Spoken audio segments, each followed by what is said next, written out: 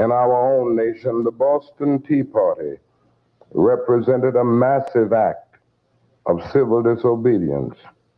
We should never forget that everything Adolf Hitler did in Germany was legal, and everything the Hungarian freedom fighters did in Hungary was illegal. It was illegal to aid and comfort a Jew in Hitler's Germany. Even so, I am sure that had I lived in Germany at the time, I would have aided and comforted my Jewish brothers. If today I lived in a communist country where certain principles dear to the Christian faith are suppressed, I would openly advocate disobeying that country's anti-religious laws. I must make two honest confessions to you, my Christian and Jewish brothers. First, I must confess that over the past few years I have been gravely disappointed with the white moderate.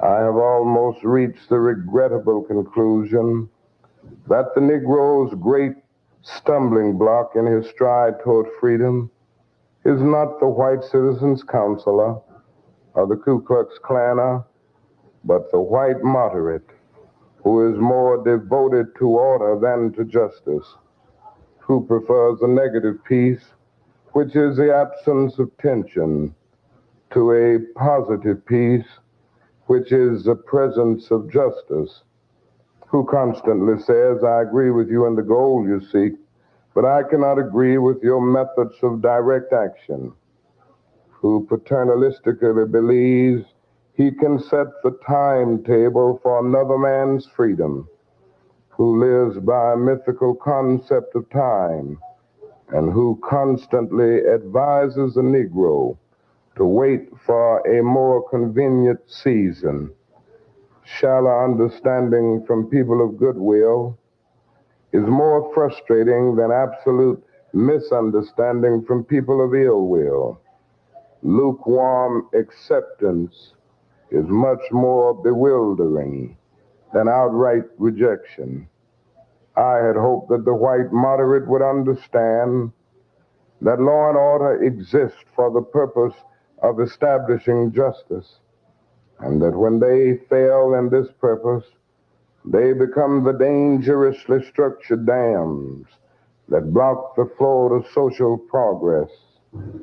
I had hoped that white moderates would understand that the present tension in the South is a necessary phase of the transition from an obnoxious negative peace in which the Negro passively accepted his unjust plight to a substantive and positive peace in which all men will respect the dignity and worth of human personality. Actually, we who engage in nonviolent direct action are not the creators of tension.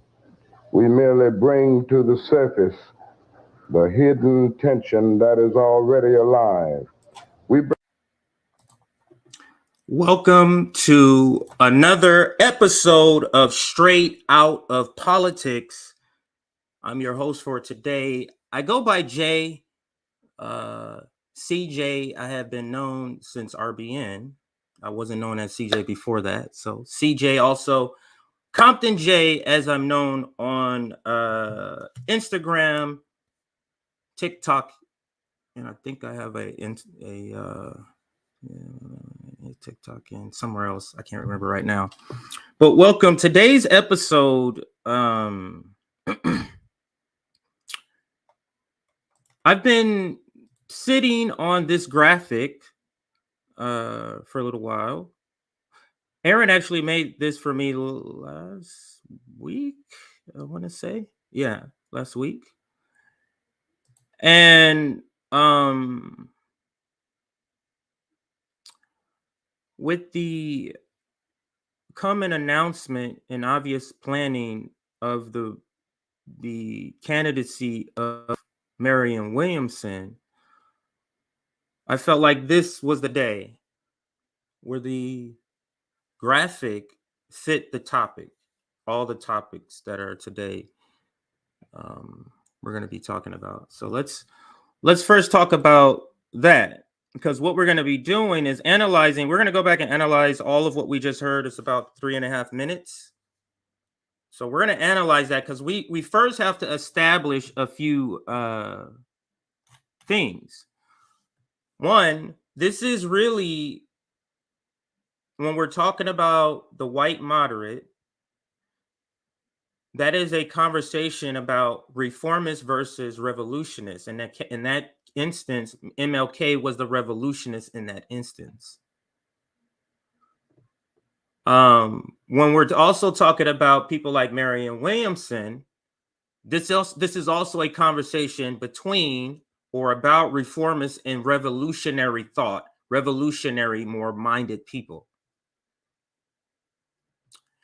So we also need to first update the understanding of white moderate. White moderate now is more of an expression. Back then, it was more of a literal term that he was using. Right now, white moderate is an expression. So we're going to talk about, we have to establish what that is. So yeah, so that's where we're going to start. So let me bring up the topics here. And I'll put the graphic back up here. So the white moderate lane, that is the first topic. And I think that's the overarching topic of this entire stream. And the graphic absolutely fits. And I'll talk about this, we'll go into this more once we get into the conversations or to this section of the conversation. White moderate should be updated to just progressive, because the term progressive is now the white moderate. So we'll get into that in a little bit. But the reason AOC's there, because she's sort of like the head white moderate, or even her and Bernie Sanders. They're like the three heads of the white moderates. I'm sorry, two heads. You have the left, NATO left, always referring to AOC and or Bernie Sanders. In the case of Marianne Williamson, Bernie Sanders, and a sort of reverence of like he's being, what did JB say? Deification of Bernie Sanders. So anyway, we'll talk about that too. And then also, in examining MLK letter from Birmingham, that's connected to the white moderate lane. So this is all sort of connected, even though I'll have them listed as separate topics in the description box. Also, news, Marianne Williamson agrees to come on RBN. So there is negotiations or talk in the background about that. So that's something to note. The fight over Marianne Williamson will be brutal on the left. Because again, this is essentially a fight between revolutionists or revolutionary thought and reformists. As much as reformists want to use revolutionary language, their bottom line is to reform. So we'll get into that. Let me see if I can find. I think it was part of. I'm looking for a particular video. Marxist Paul.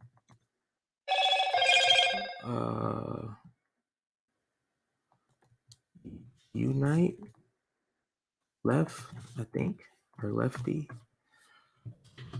Okay, it was easily found. Okay, so I found the video, and I'm gonna explain this sort of fiction that we are on the horizon up on, that we're gonna be having on the left over Marianne Williamson isn't anything new. And I'll bring up a person I've used in the past and some of the videos for I Am the Revolution. I think what is socialism or something like that. I use Marxist Paul on.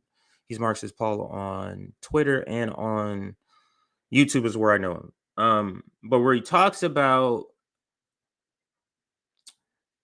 the reformists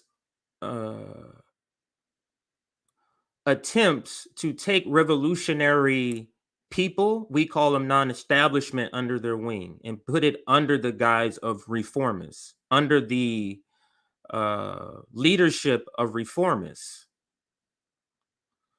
So we'll talk about that also. But anyway, let's what was I say I was going to do first? Announcements. We'll throw up some comments. I missed I put this as a separate topic. Marianne Williamson is like a Hail Mary in football that goes 3 yards instead of 70 yards. So that meaning if this is a Hail Mary attempt,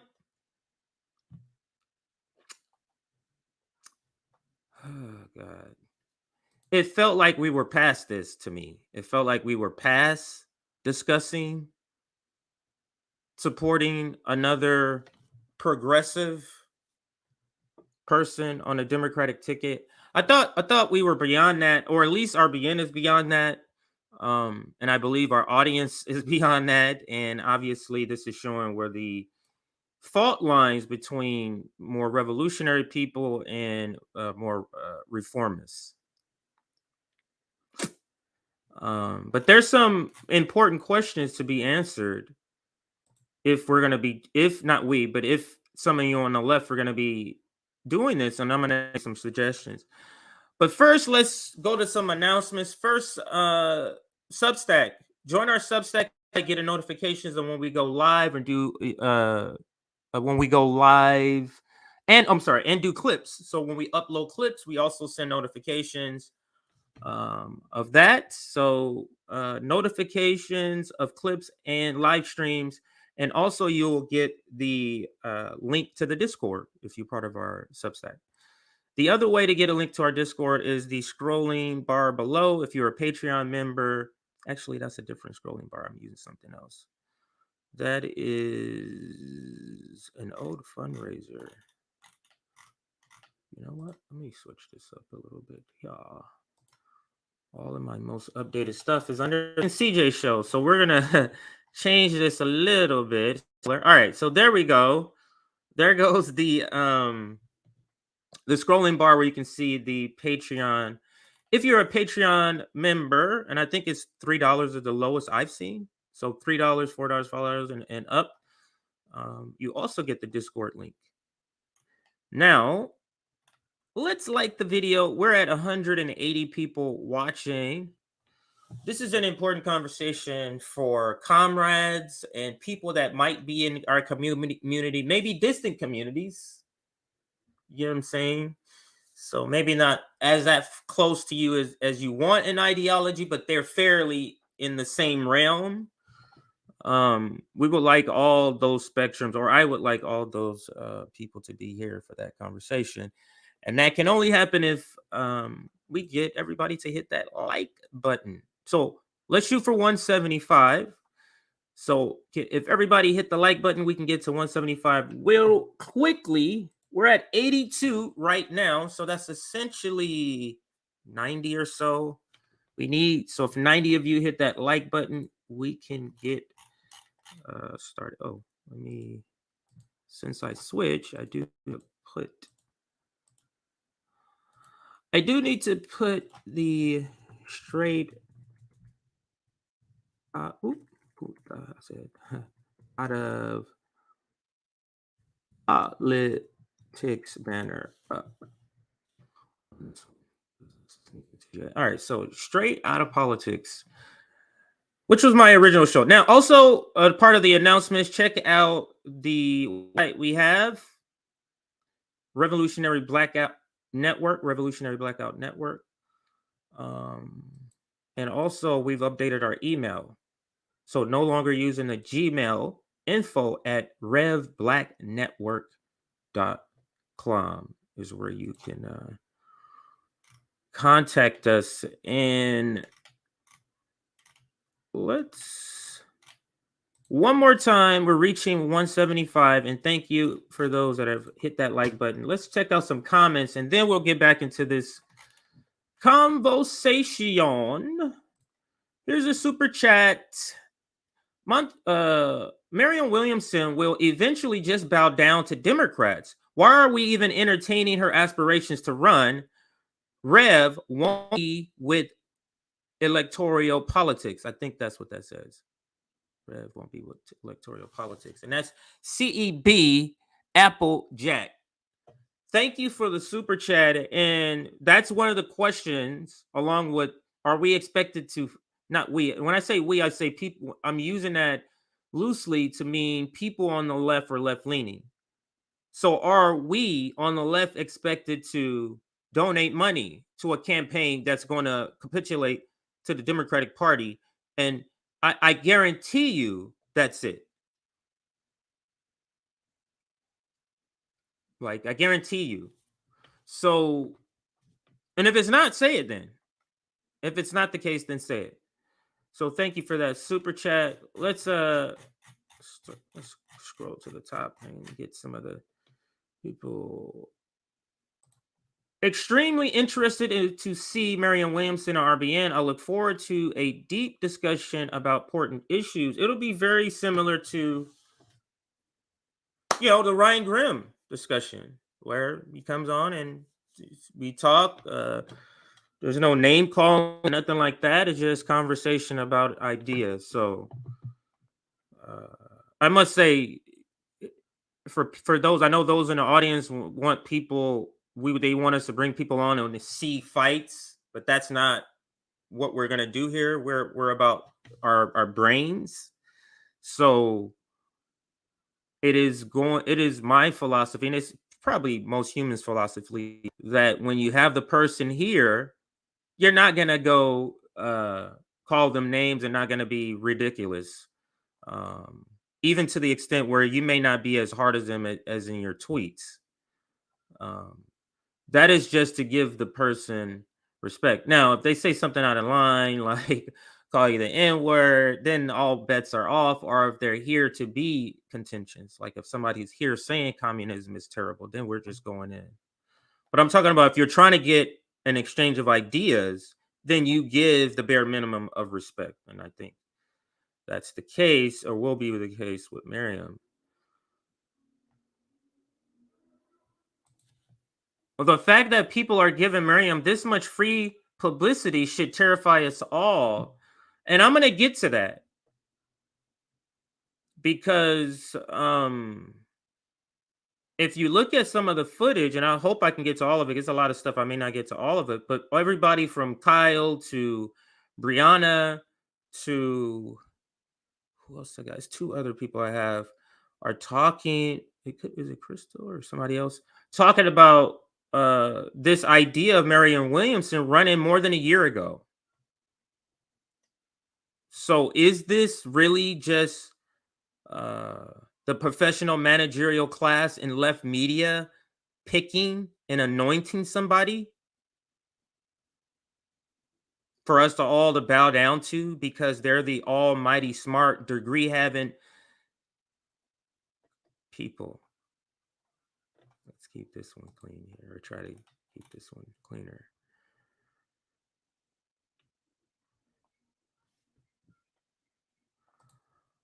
It's funny. I hated Marianne Williamson at first, grew to like her, then learned more about her, decided she is not worthy of my vote.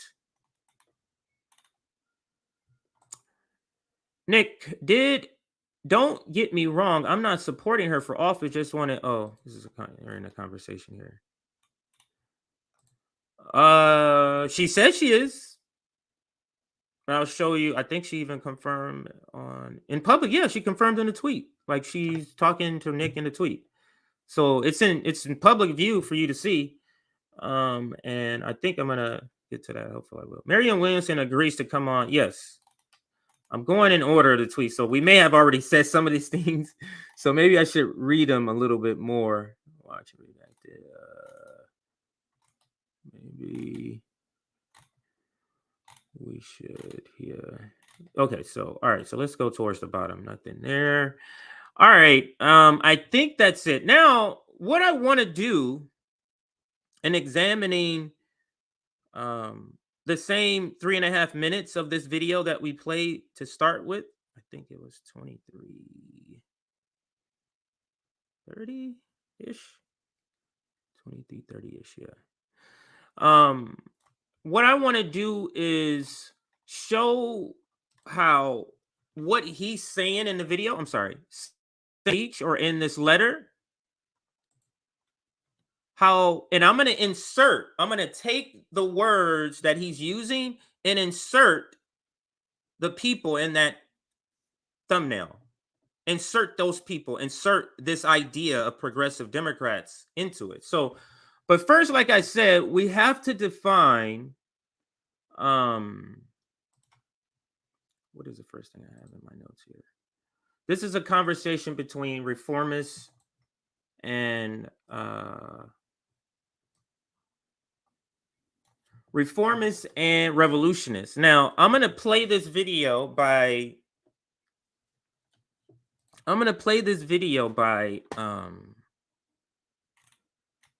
I'm sorry, I said Marxist Paul. That's correct. Incorrect. Correct is Marxism Today. Sorry. It's a similar picture. Maybe he also runs this too, because I swear that's his picture on there. But anyway, it's Marxism Today is where this video is from. And oops. Let's bring it into view here. Because I think that has to be the first video to sort of set the groundwork for understanding what this is even all about. What sort of role Marianne Williamson could potentially play in corralling non-establishment lefties back to the Democratic Party. So this is Vladimir Lenin. Unity is a great thing and a great slogan, but what the workers' cause need is the unity of Marxists, not unity between Marxists and opponents and distorters of Marxism.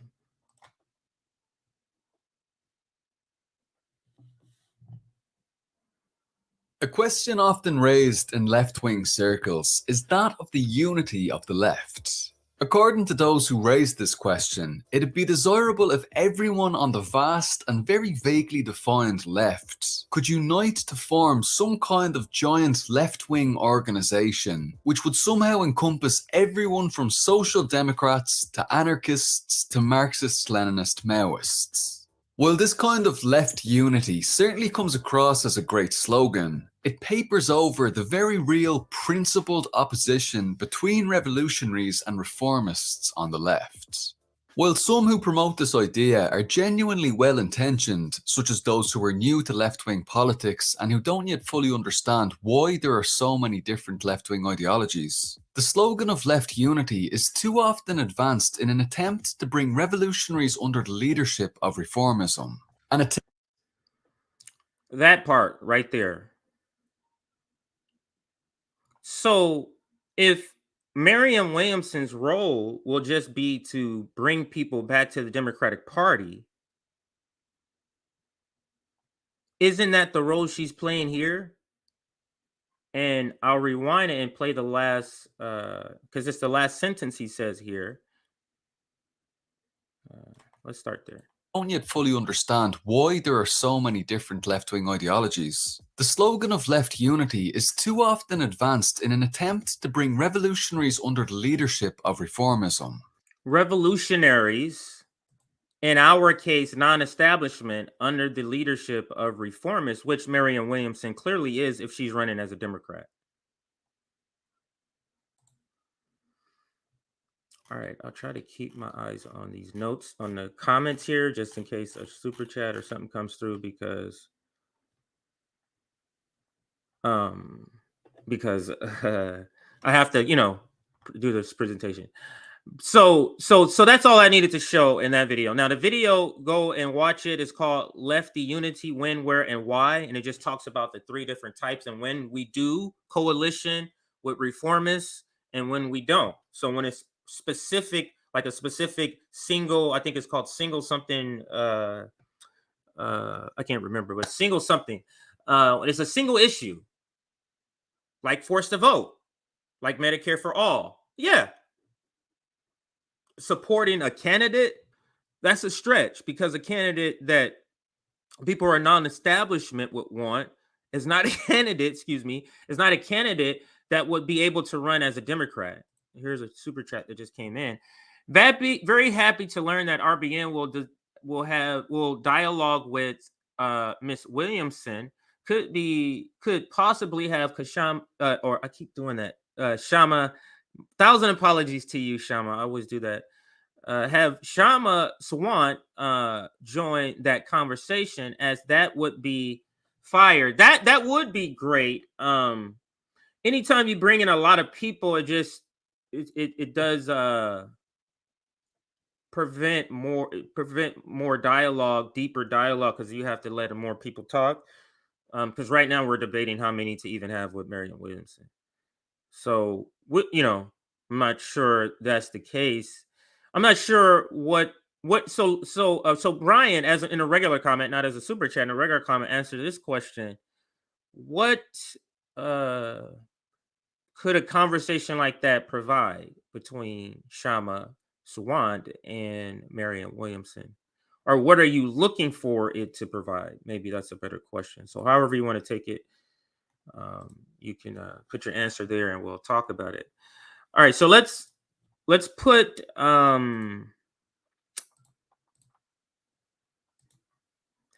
let's put this back on here. Now we understand this is really about reformists and revolutionists. And I'm loosely using revolutionists. I just mean people who will go further than just reform. That's what I'm saying. I'm using revolutionists in this context to describe that. So let's update the understanding of white moderate before we get to this back to MLK's voice here. The white moderate is no longer only white. The people preventing liberation, preventing the furthest, who are preventing the most potent, the most vigorous attack on the system, in Martin Luther King's case, was white moderates. In our case, it's progressives. So, I mean, just look at the left. If you say the left, would you say people like RBN, that's the more radical left? And then wouldn't you say corporate Democrats? Wouldn't you say progressives are somewhere in between the radical left and corporate Democrats? Wouldn't that make them the middle, the moderate? So that's the phrase I think should be updated. That's the word I think should be updated in the phrase, because that makes this more applicable to today. Let me see, where was I with my notes? The word moderate should be changed, or should be updated to the word progressive. And then I also said, let me see. So we're really just taking out moderate. Now, in the speech, in the letter, I keep saying speech, but in the letter from Birmingham Jail, when he referenced the Negro, replace that with worker. So replace white moderate with progressives, and replace Negroes with workers when we listen to Martin Luther King here. Okay, so let's listen. Obedience. In our own nation, the Boston Tea Party represented a massive act of civil disobedience. We should never forget that. 1 second, I don't hear nothing. Let me refresh this video just in case something's wrong here. Let's see. Get out in the open where it can be seen and dealt with. Oh, it's my headset that went out. Like a boil that can never be cured, so long as it is covered up. All right. But must be. So it was my headset that went out. be open with all its ugliness to. So let's move back here. We should never forget. And now, let's listen. That everything Adolf Hitler did in Germany was legal, and everything the Hungarian freedom fighters did in Hungary was illegal. It was illegal to aid and comfort a Jew in Hitler's Germany. Even so, I am sure that had I lived in Germany at the time, I would have aided and comforted my Jewish brothers. If today I lived in a communist country where certain principles dear to the Christian faith are suppressed, I would openly advocate disobeying that country's anti-religious laws. I must make two honest confessions to you, my Christian and Jewish brothers. First, I must confess that over the past few years I have been gravely disappointed with the white moderate. I have almost reached the regrettable conclusion that the Negro's great stumbling block in his stride toward freedom is not the white citizens' counselor or the Ku Klux Klaner, but the white moderate who is more devoted to order than to justice. Now, let's listen to that last maybe 20 seconds, and we're going to replace, again, white moderate with progressive, and we're going to replace Negro with worker. So let's go back a little bit. And gravely disappointed. Oops, a step more right there. I must make two honest confessions to you, my Christian and Jewish brothers. First, I must confess that over the past few years I have been gravely disappointed with the white moderate. Over the past few years, we've been gravely disappointed with the progressive Democrat. I have almost reached the regrettable conclusion that the Negro's great stumbling block in his. I've almost reached the regrettable conclusion that the workers' greatest stumbling block His stride toward freedom is. For their stride towards freedom, their stride towards liberation, their stride towards non-exploitation, Not the white citizens' counselor, is not the Trump supporter or the Ku Klux Klaner, or the Proud Boys, but the white moderate. but the progressive. You see how that works?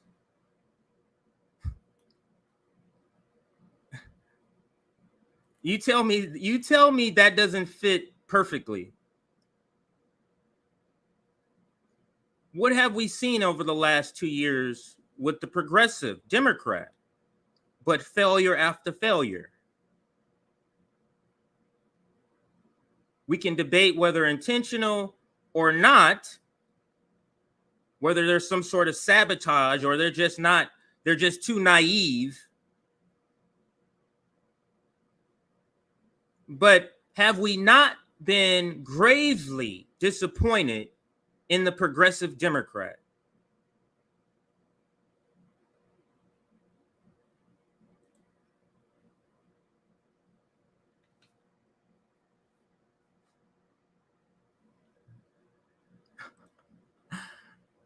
John, love the super chat. Jonathan, the same way we shouldn't use Americans to refer to U.S. citizens, let's not call leftists those center progressives. You're right. And that is something slip of the tongue that just because it's so, it's such common in our conversation, I do say that sometimes. But you're right. I do agree with that. So Now, let's continue to listen. Let's continue to listen. What, like I said, you're using the word progressive in place of white moderate, and change use instead of Negro, change that to worker. So let's continue. Who is more devoted to order than to justice. I'm gonna, since I've been pausing it, I'm gonna move back just a little bit so you can get a whole cohesive thought here. Must confess that over the past few years I have been gravely disappointed with the white moderate. I have almost reached the regrettable conclusion that the Negro's great stumbling block in his stride toward freedom is not the white citizens' counselor, not the Trump supporter, Ku Klux Klaner, not the Proud Boys, but the white moderate, but the progressives, who is more devoted to order than to justice, but is more devoted to order than injustice. Have that not been completely revealed over the last 2 years with such things like force to vote, such things as pushing back on critiques of the precious progressive squad or the progressive Democrats? Like, it's been clearly shown.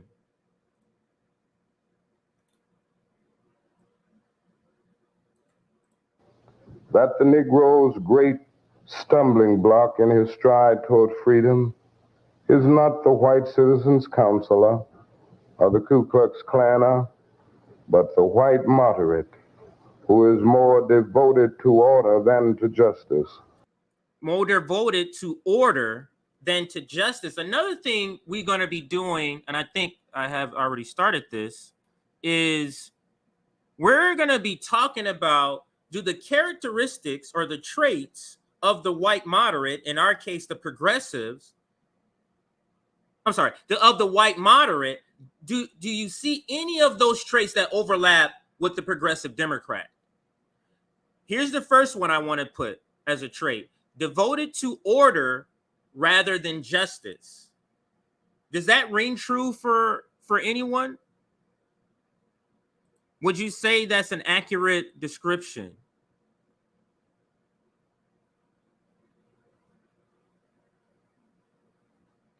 I mean, from not saying don't criticize your favorite politician so much, to not wanting to challenge Nancy Pelosi, for this bullshit story with the breaking a strike.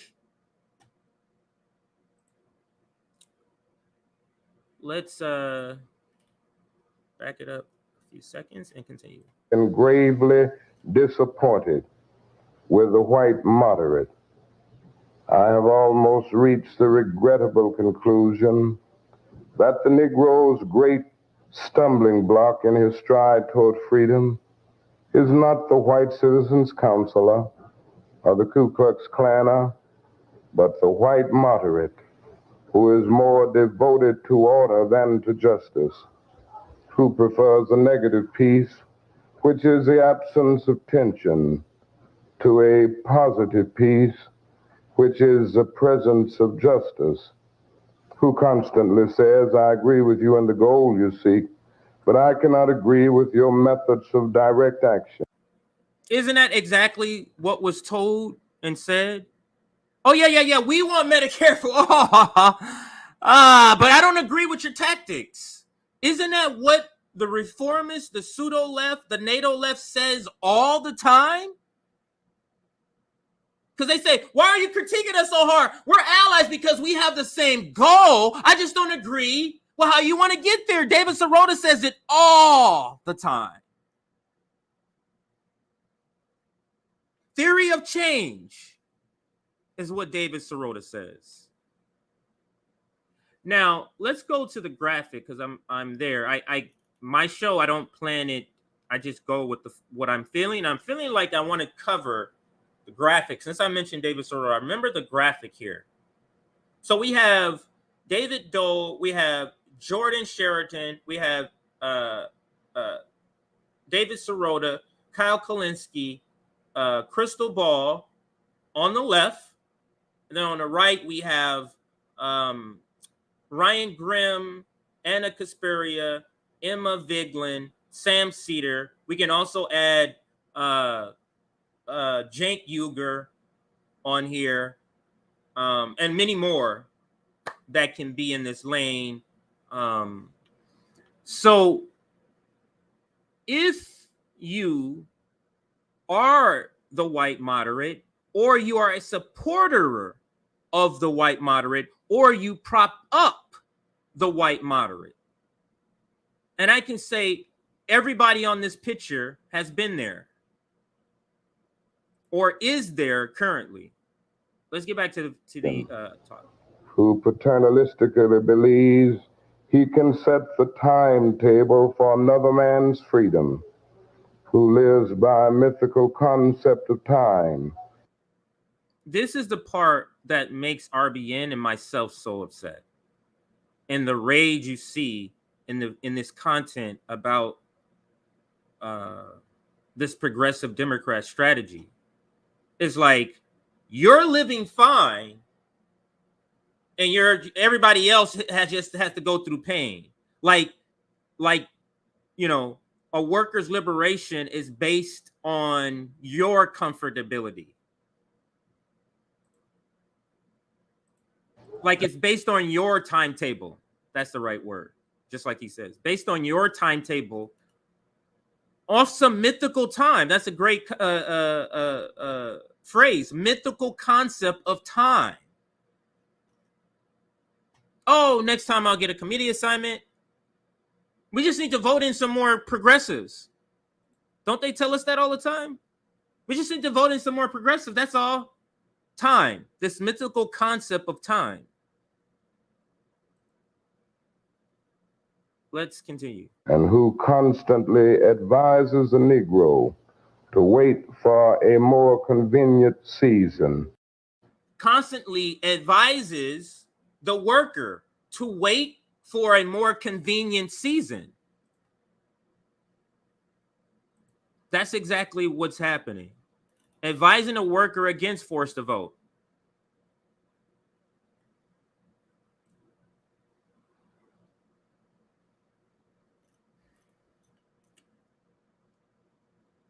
Yes, love that. Mythical concept of time. Aaron, if you're watching, we got to put that on a graphic. Mythical concept of time. Maybe with the same graphic, similar graphic, but just change out the white moderate, the mythical concept of time, and just change it a little bit. Because I love that. That absolutely describes the progressive Democrat strategy. Taking a whack at this again. So absolutely. Let's people in the comments making some funny comments here. People in the comments. All right, so I see these super chats. Let me get to some of these super chats. Because I promise I will keep checking to make sure I don't skip any. Because once they go way up, like an hour in, there's no way I can get to that. Mr. Fly the workers' greatest stumbling block in their stride to non-exploitation is not the Trump supporter, but the progressive. It's not. The Trump supporter doesn't have the power. The Trump supporter is not telling us now is not the right time. So absolutely. Thank you for the super chat. Where is Mike F? Who is Mike? Am I missing something here? Oh, Mike Figueredo. Oh, gotcha. Do I have content of him? I don't think I have content of him, Mr. Fly. And that's who you were referring to, Mr. Fly. Yes.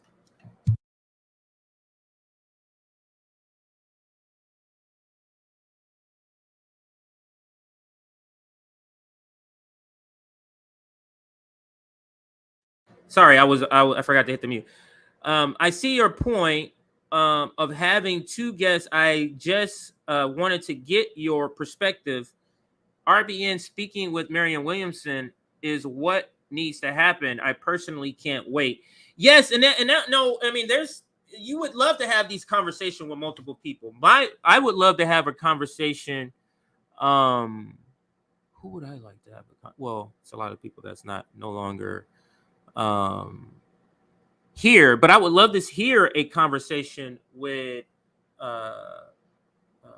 somebody like Shama and Jank Uger, somebody like Shama and Sam Cedar. You notice they never bring her on. Other left channels bring her on. They don't bring her on. I mean, they haven't in a while. I think she was on a long time ago. She was on. So yeah, I think did I get to all of them? Not this one. Love RBN for supporting Rage Against the War Machine. Yes, Sabby will be there. Nick. Oh, I don't know if Nick is gonna go. He was. We were talking about it. So all right. So I think I got all the super chats I had saved. So let's continue. Let's continue. Let me make sure nothing came through while I was reading it. No. All right. So let's continue with the video here. Shallow understanding from people of goodwill is more frustrating than absolute misunderstanding from people of ill will. Lukewarm acceptance is much more bewildering than outright rejection. I had hoped that the white moderate would understand that law and order exist for the purpose of establishing justice, and that when they fail in this purpose, they become the dangerously structured dams that block the flow to social progress. I had hoped that white moderates would understand that the present tension in the South is a necessary phase of the transition from an obnoxious negative peace in which the Negro passively accepted his unjust plight to a substantive and positive peace in which all men will respect the dignity and worth of human personality. Actually, we who engage in nonviolent, direct action are not the creators of tension. We merely bring to the surface the hidden tension that is already alive. So we didn't bring the tension by causing force to vote. The tension was already there. We just brought it to the surface. So love that. I think we're going to now go and pivot to some other points I want to make here. Let me look and see. Now, I just got some things here to show. I won't say it yet. I'll just show you. So we'll start here, and now let me make sure I have it on the video, and then I'm going to share my screen now. All right, so let's pivot now. We have an understanding of white moderate, in our case, progressive. So now let's go more in depth into some of the things that are more germane to present day and today and what we're talking about today. So AOC says we don't want to take our fight public in the Democratic Party because it encourages the right wing. If you are actually worried about the growth of the right wing, is precisely what the Democratic Party is doing, selling workers out, creating the vacuum. So let's listen to this point that Shama makes here on Bad Faith. If the squad members and progressive, so-called progressive Congress members, if their re-elections if they're coasting to their re-election victories, then they are not a threat to the ruling class. As I said, we won 4 elections, and every single election was close, and it was a massive fight, and every step of the way we had to fight back. But that was part of the confirmation that we had, that we were genuinely a thorn in the side of big business and the establishment. In fact, the 2 most progressive, so-called progressive Latino Democrats, they ran a candidate against me in 2019. That is how much they really wanted us out. But the fact that they were forced to do it exposed them as, which side are you actually on? If you say you're progressive, how come you're running a candidate against the socialists? And so the lesson from all this is that there is a vacuum. At one point in the video, AOC says well, we don't want to take our fight public in the Democratic Party because it encourages the right wing. Well, my response to that is, if you are actually worried about the growth of the right wing, then it is precisely what the Democratic Party is doing, which is selling working people out, creating the vacuum. Well said. Yes.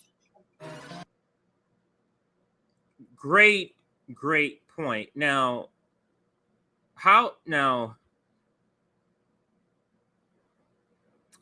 okay, I'm not going to add that in there only because, I'm not going to tell you the reason. Okay, so let's now go to the next point I wanted to make.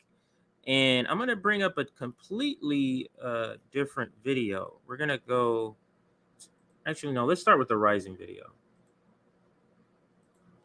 So we're going to go to the Rising video today. 1 second, yeah.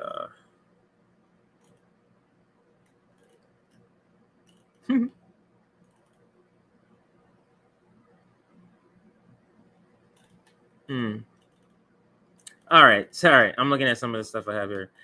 All right, so let's go to this one. This is the Rising video.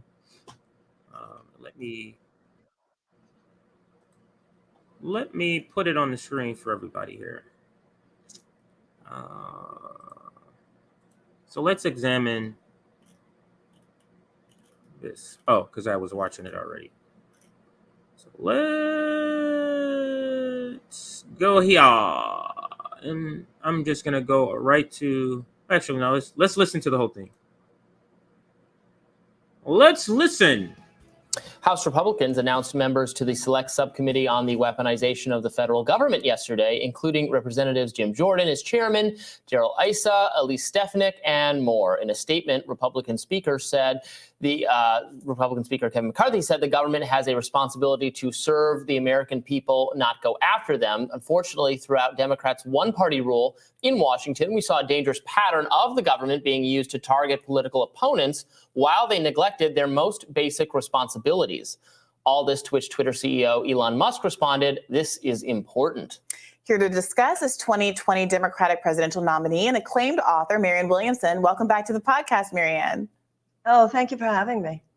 Now, I think with maybe a few exceptions, the broad kind of liberal consensus on this is that it's Republicans not wanting the FBI, these kinds of organizations, to hold Trump and his affiliates accountable for transgressions that happened during his term as president of the United States. Obviously, Republicans say that these institutions have become weaponized for political ends. And it's difficult to find many people on the left who will say, well, look, maybe Republicans are self-interested here, but there is a problem with these organizations more broadly. I mean, what do you make of this? Is there a there? Is the platonic ideal of an investigation like this, of a committee like this, a net good for America? Well, actually, yes, because government oversight of itself, government making sure that it's working well and working in a just and fair way is an important thing. During the 1970s, the Church Committee that was led by Senator Frank Church of Idaho, himself a former military intelligence officer, a longtime senator on the Senate Foreign Relations Committee, someone very qualified to do this, a bipartisan committee that was looking at serious violations by the FBI, the CIA, the NSA, et cetera, during the 1960s. That was important. So the inherent idea, as you said, the platonic ideal of a committee on government oversight is not of itself a bad thing. The problem is that that's not who these people are. Jim Jordan, I'm sorry, he's a partisan hack. This is a man who himself was deemed by the January 6th committee to be a quote unquote significant player. This is what we're doing now. So now we have a January 6th candidate who's the leftist. Oh, God. The reason the left in the United States is the way it's like this is because it's led by the professional managerial class who picks candidates like this. That's why the left is weak. Remember the video I play all the time with Michael Brooks. The left is not based in, or the U.S. left is overwhelmingly middle class. And he went on in the video to say, you know what middle class people don't want to hear? About poverty, about stresses in life. They want to hear about other things that matter to them. So if you have those people being the main voices, and in this case, selecting this candidate with no sort of input from workers, not input on whether she's a good idea, input on the candidate from the jump. Like a pool of candidates put in and we're talking about them. This, I would hope that anybody in earshot of this is somebody who's here because they agree with this, with some of our politics on RBN and on this point in particular. We can't keep doing this idea of running a progressive Democrat candidate who's just going to, at the end, tap dance and give it and hand it right back to the Democratic Party. We have to stop doing that. We have to stop accepting this as a strategy. We have to stop letting the professional managerial class push this bullshit on us. In the Trump administration effort to overthrow the election. This is not someone who should even be on a committee like this, much less leading it. So I think of this particular one as a You mean like the January 6th committee? You mean like the January 6th committee? Those clowns over there? As if the January 6th committee is any more legitimate than this thing. Like the January 6th committee has anything to do, like their job is different than these people's job. Because let's use what she's saying. So you have January 6th, and then you have this FBI investigation, or wanting to investigate or having some sort of weaponizing of the government investigation. So the January 6th supposed coup, let's say that. And then, what am I saying? The January 6th and, hold on a second. Let me let it play. Jumping ahead in my thoughts here. Not someone who should even be on a committee like this, much less leading it. So I think of this particular. Yes. Weaponizing. I don't have that written down. Weaponizing committee. The weaponizing of our FBI crew, CIA, FBI, all that stuff. Alphabet crew, I meant to say alphabet crew, then CIA, FBI. So you have these two entities, the January 6th entity or hearings, who, yeah, we want to legitimately investigate something that should be legitimately investigated. Same point she's making. We want, having a committee oversight, having a oversight committee for anything over the government. Yes, the idea is good. So both of them are great concepts to start with, but to pretend like both of them cannot be and will not be polluted by this blue-red game is just something I can't get on board with a candidate. Like, this is the problem with running inside the Democratic Party. You have to push a few of the narratives that the Democratic Party push. Russiagate is another one. So let's continue with the video. One as a revenge committee, even calling it the weaponization of the government. That means you've already concluded that the government was the government.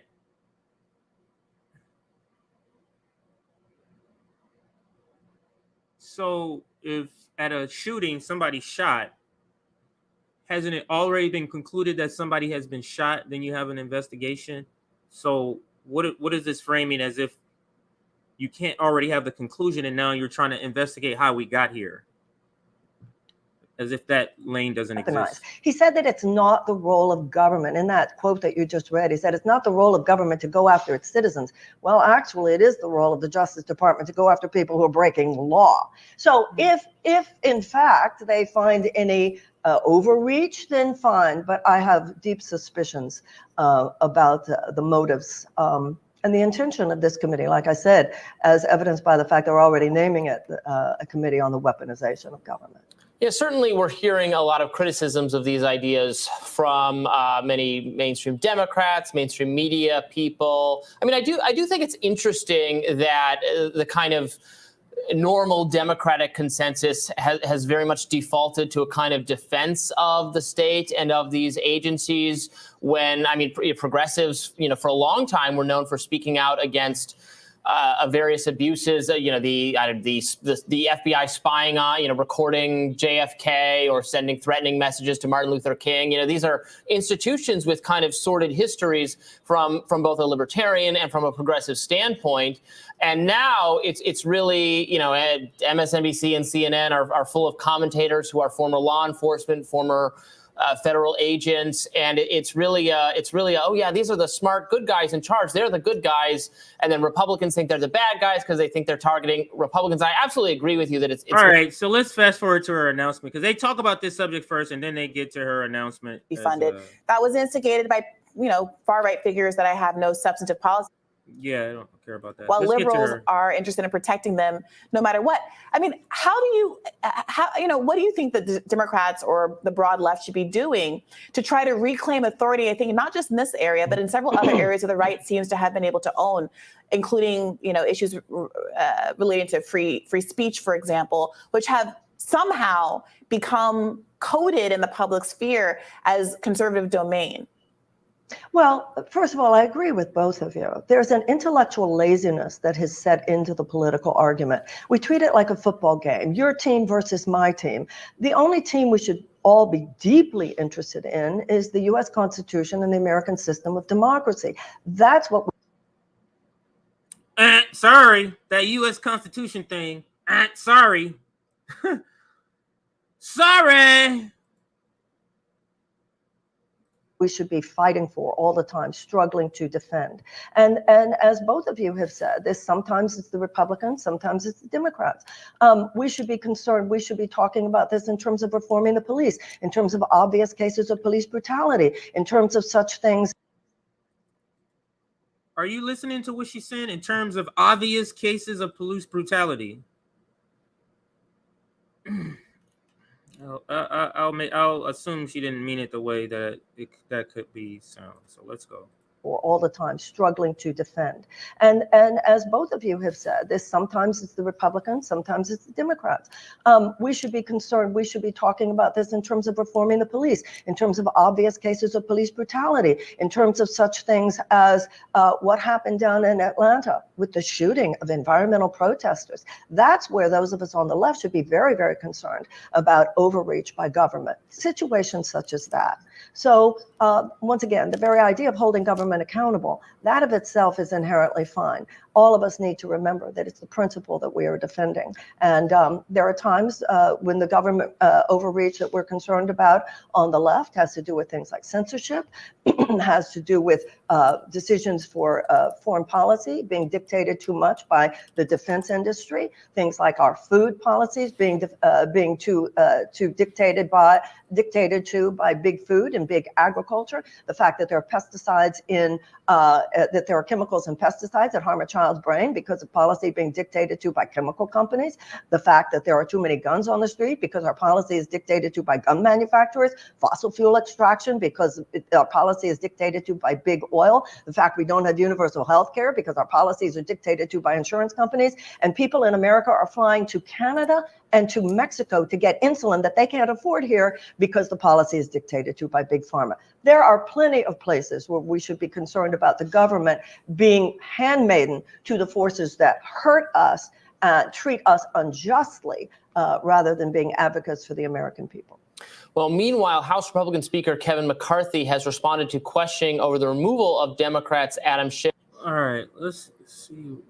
Get her talking here. Agree with Kevin McCarthy on pretty much anything, but he is the Speaker of the House now. So on this one, Democrats remove people. On the January 6th committee, they said, no, we're not going to have certain people. We knew we're just going to be there to defend Donald Trump. So some of that, I disagree with him entirely, but it's not like with a quote unquote weaponization select committee. He's the Speaker of the House. I don't agree with him. We need to make sure that the Democrats win back the House in 2 years, but we all need to grow up and realize that. Why do we need to make sure of that?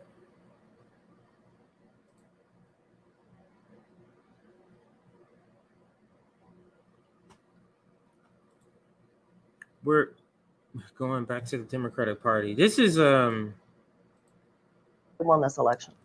terrible. Well, Marianne, you recently announced an exploratory committee to research whether or not you want to launch a presidential run in 2024. The left community obviously was really galvanized around a 2016 and then 2020 Bernie run. And it looks like there are not a lot of other people, if any other people at all, in the left who are willing to run. Bernie has said specifically that he's not going to run if Biden is in the race. And all indications thus far are that Biden is going to run, which means establishment figures are inclined to clear out. So many people on the left are wondering about the decision to run within the Democratic Party, given what has happened to Bernie in 2020. So Brianna hasn't voted Democrat since Obama. So you're telling me Marianne Williamson has the politics to make you pull that blue lever this time, Brianna? Her politics. 2016, as opposed to running as a third party or independent candidate. Can you tell us a little bit about that decision making, and whether that's part of your exploration at this point?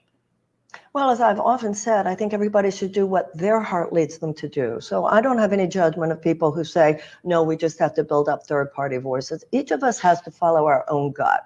I have perhaps a kind of nostalgic relationship to a Democratic Party of FDR, although I realize Franklin Roosevelt would probably be seen as too left-wing by the current Democratic establishment today. You know, it's important for us to remember that democracy is what matters, not political parties. Political parties. She dreams of nostalgia of FDR. Well, isn't that great? A time. When was that going on? And what was the state of Black people at that time that you have so much nostalgia for, Marianne? You have nostalgia for a Democratic Party of FDR? Is that what you're saying? A time of that time? Like, you mean a time when Black citizens were publicly seen as second class in public services like water fountains and bathrooms? The reminiscing about these fake times when supposedly the Democratic Party was some sort of great party, and it's more than just saying they had flaws.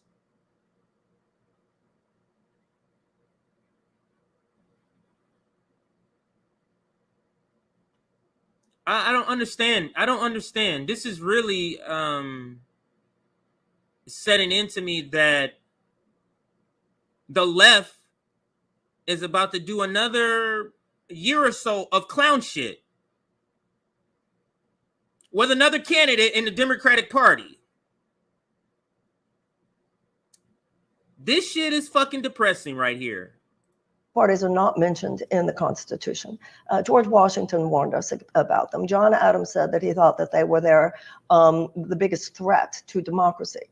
And the reason George Washington warned us about them was exactly what we're talking about here. This is showing her error right here. Her quoting of these colonialists.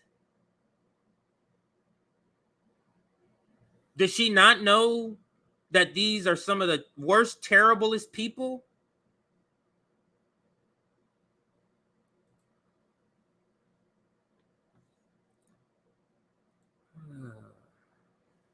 All right, let's listen. today. He said people would become more loyal to their factions than to their country. So right now, we all know, for the reason you just talked about, the suppression, the obvious suppression of Bernie Sanders' campaign, we know what the DNC does. We know too often there has been the suppression of the wider array of voices within the Democratic Party. To me, that's a reason to go there. If I run, clearly, there are forces within the Democratic Party who will be trying to invisibilize me.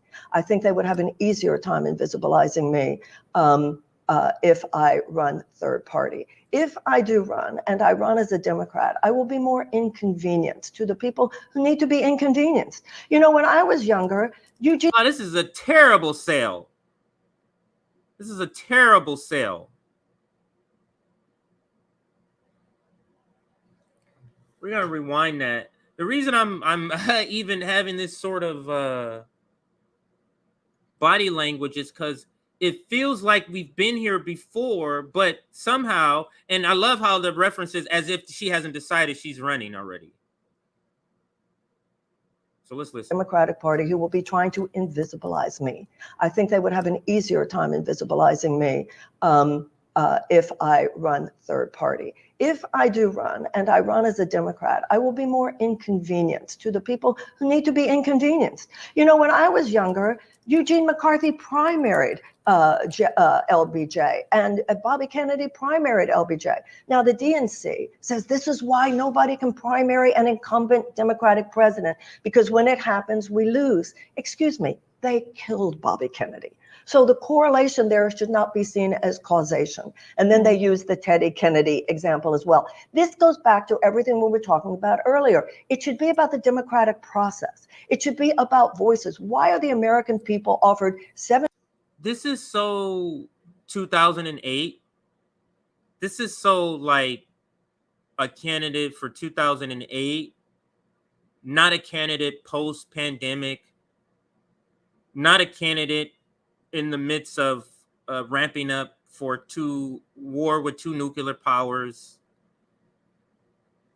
Like she's still just living in sort of a fantasy way of looking at this. All these things can be achieved that she's speaking of that needs to happen through electoralism.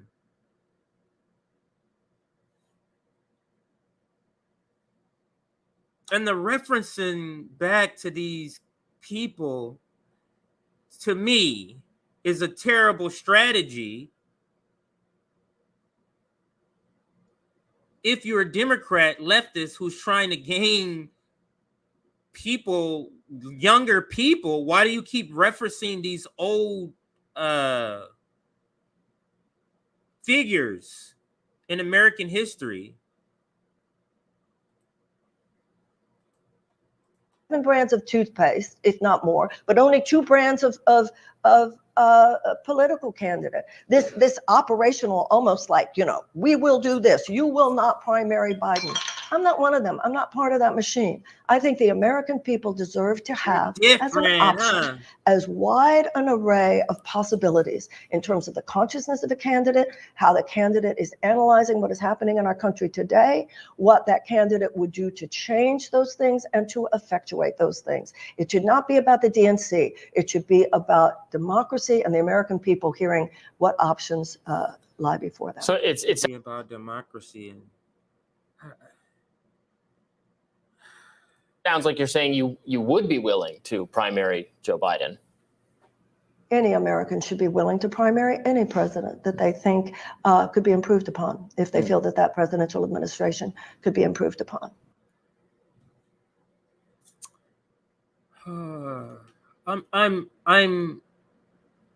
I'm so disappointed because I wanted to watch that fresh. I didn't watch that. I was going to watch that until I figured out what I was going to do today.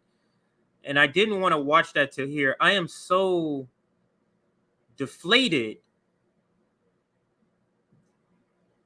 That's what's going to galvanize people? I don't understand. I really don't understand this concept. And it's probably because it's coming from the professional managerial class who has nothing but terrible ideas. Nothing but. I've heard you say that before. And Okay. they are the overwhelmingly middle class left with no connection to the working class people that he's describing in that video with Michael Brooks. I'll bring it up again in a little bit. But here is to show. Now, this video was 8 months ago. 8 months ago. Let's watch and see what they were talking about 8 months ago and her running.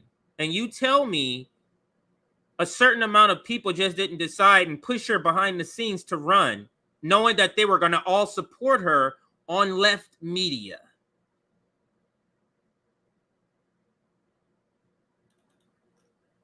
Let's listen. So entertain me here for a moment. I'm going to try to convince you that you should run for president. I've heard you say that before. Okay. Well, I did a whole segment on it, and I enjoyed it very much as I did it. I think I showed you. Do you think this is the only time they're talking about this? Like, and the same thing with Bree. Do you think these questions about her candidacy, do you think when we're seeing them on video, do you think these are the first times they're talking about this?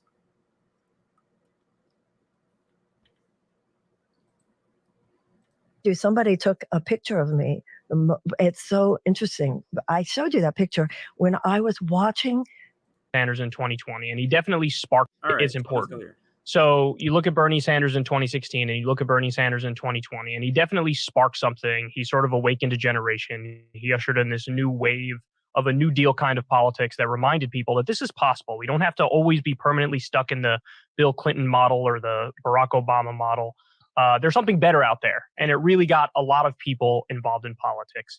Now, after 2020, you look at the way everything unfolded, and I could sit here all day and do the sour grapes thing, and I could give everybody the 1,000,001 rationalizations as to why Bernie went down. 2016, the DNC was involved. There was definitely some fuckery behind the scenes, to say the very least. 2020, I like to call it Bloody Monday, when you had Mayor Pete and Amy Klobuchar. They all dropped out on the same day, endorsed Bernie, endorsed, Wonder excuse me, how I that wish, happened. endorsed Biden, and the media also went in and really went for the jugular and compared him to Fidel Castro, and you want the U.S. to be like Cuba. So I could do that all day.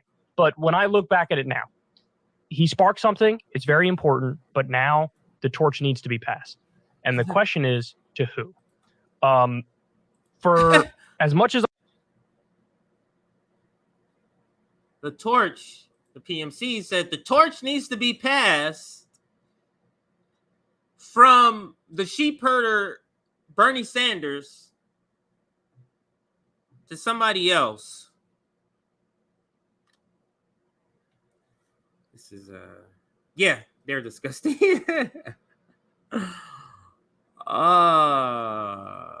Yeah, this is comedy here.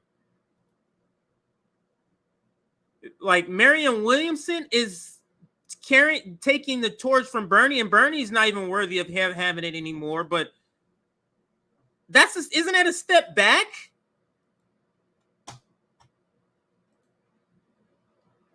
When you're passing the torch, you're usually in track, especially, you're usually passing it to somebody who is at your level or faster than you. Especially when you have the anchor leg, is usually the fastest person. But in their case, in this relay of passing the torch or passing anything, the baton, it's you regress. You have a faster person, a person that's further left with ideology, and he's passing the baton to somebody who's further right, who has less of his ideology. That's what these professional managerial class come up with, and they think these are great ideas. I love Bernie. He does have some blind spots, in my opinion. One of those blind spots is that he's been in Washington, D.C. since roughly 7. So Bernie has a blind spot that Marianne Williamson doesn't have. 1784.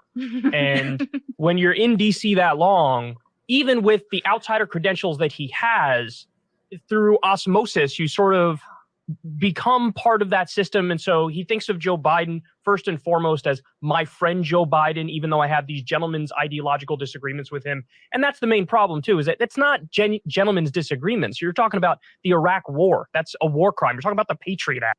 This is the same thing that we say. These disagreements with these reformists, the NATO left, these aren't just disagreements. These are huge differences. It's the same sort of way he's trying to give this example of huge differences, not just small disagreements. You're talking about a plethora of policies which have honestly led to the downfall and the destruction of this country in many respects. The reason why I think you're the heir apparent is because you're not Bernie Sanders. You have agreements with him, and on many policy issues, you're the same, but you actually offer people something in a particularly nihilistic age and moment. You offer people something that's different than any other politician that I've ever seen. Now, look, I came up with not just only progressive politics and Noam Chomsky. I was also part of the new atheist movement in a way with Richard Dawkins and the whole like condescending to religious people like, oh, you believe that? Like, oh, you wizard in the sky? Idiot. Like I was part of that whole thing, right? But, you know, as I've grown and I look back at a lot of that stuff, I think I cringe a little bit and I think, well, it's obviously more complex than that, more sophisticated than that. And I wasn't giving it its due diligence. And so you touch something in people that honestly is more of like a spiritual thing. It's more of like an energy. So the atheist has to get spiritual. When talking to Marianne Williamson, ain't this something here? I've never seen this before. I've never seen this video. I mean, until preparing for this, I've never seen this before. That's funny. Thing where people need to feel like there's something deeper in life. There's a greater purpose. And it's not the same kind of thing that the fundamentalist evangelical Christians do, where they make it about this doctrine of like hate. Yours is like, no, we can work on a collective project together, which moves us towards a better future. So given the fact that you have the economic credentials, the populist credentials, the outsider credentials mixed in with that extra element, which I don't see from anybody else on the political landscape, no matter how much I might like some other people in the political landscape, I think that's why it's your moment, and I think you should run in 2024.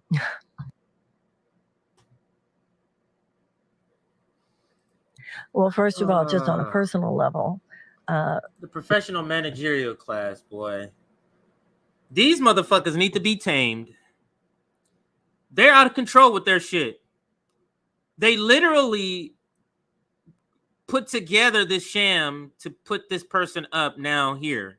Pushed her, I guess, to do this. This is the key thing. Marianne is a Zionist. So she's progressive except for Palestine. So the pips that Breonna Joy Gray actually talked about with Lamont Hill, I think it was Lamont, Hill. I think it was a conversation I had with him. Pips, progressive except for Palestine. So again, is Breonna going to? She's been voting Green Party since Obama, and she's going to break that tradition for a Zionist? What's different? What's different in the progressive except for Palestine that the conversation that happened on Bad Faith? What's different?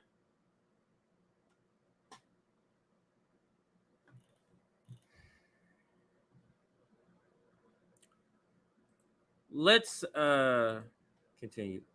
Actually, I can't hear what she says here. It's too much. There's it's so much where I listen to what she's saying and I don't walk away with. I feel like I didn't have a conversation with her. I feel like I didn't just listen to what she just said. I feel like it's like, well, it's so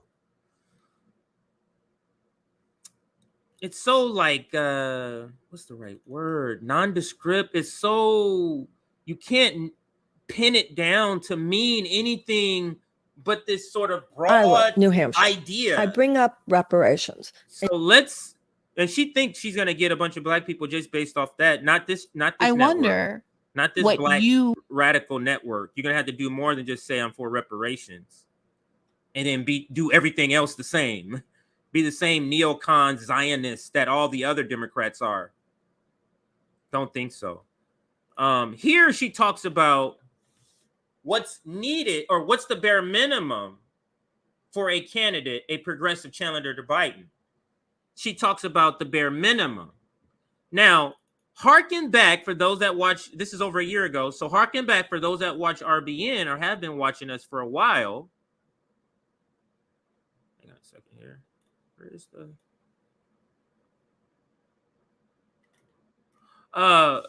that Nick and I have been talking for a while. When we say in the United States, what it takes to be called a leftist, I'm left, it's just a couple of policy ideas. It's not at all based in any sort of ideology at all.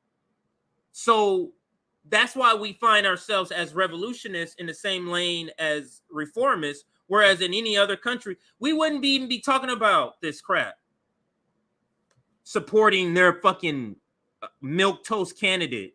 But let's get into this conversation she has here. Who would set as a litmus test for any potential progressive challenge? Did I? Oh, so that is the first question. I was like, wait, did I rewind it all the way back? I wonder what you would set as a litmus test for any potential progressive challenger. Are there any, bare minimums? Oh, yeah. Medicare for all. Complete cancellation of the college loan debt. Standing strong for the $15 an hour minimum wage. Free college. Seeing the Green New Deal, the necessity for climate change mitigation should be waged with as serious and strategic an effort as with which we approached World War II. The repeal of the 2017 tax cut, where 83 cents of every dollar went to the very richest corporations and individuals, put back in the middle class tax cuts. But other than that, repeal those tax cuts. A wealth tax, I think Elizabeth Warren was absolutely correct about a wealth tax. At $500 billion, you have another. I wouldn't be a Bernie bro if I didn't mention that. The economists say that Bernie's wealth tax was better designed. She was the one who originally spoke about it. Sure. Yeah, and also to get rid of those corporate subsidies. They were absolutely absurd. I mean, there's no structural change here. They're all just like fringe things, nibbling around the edges. But let's continue. An agenda that is necessary. I think I said to you the other day, you and I were at dinner the other day, and I quoted that marvelous FDR line about we must. He said, people, I hate to paraphrase him because it was an eloquent line, but he was talking about people will not stand forever for being denied rights and opportunities that anyone. They will stand for one more year, though, according to you. One more voting cycle, though, right? Marianne? People won't stand much longer, but you're saying one more voting cycle.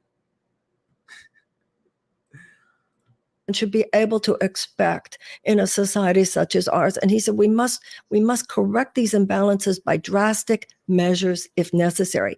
And nothing that I just said should even be considered a drastic measure. We need a radical humanitarianism. What should be seen as the extremists are the people who are withholding a living wage from tens of millions of people. What should be considered extremism is a willingness to tolerate tens of millions of hungry children in the richest country in the world. What should be considered extreme, the corporatists are extremists. What should be considered extremism is that there are children in this country who go to school, in schools without even the adequate resources to teach a child to read. If a child cannot learn to read by the age of 8, the chances of high school graduation are drastically reduced, and the chances of incarceration are drastically increased. These will one day be looked back on as the extremist positions, this obeisance to this corporate bottom line of short-term profit maximization for corporate entities, which has replaced the democratic bottom line, what should be the core value, which is the health, well-being, and security of the people and the planet. So I think to stand for humanitarian values right now should not be considered extremist. It should be considered the imperative of our age. So that point that you just made about kind of the necessary trade-offs between our corporate economic system and the kind of anti-humanitarian externalities that it creates.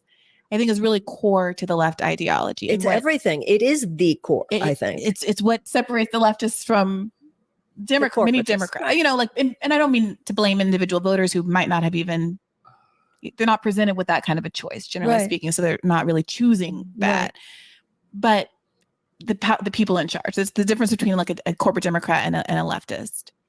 I think despite my optimism or interest in Forward Party, that is the hang up I think that many people are going to have when looking at it, is that I don't know that Andrew Yang, and I don't know how much he is going to end up being kind of setting the agenda of what forward candidates are like and independently what they aver for themselves.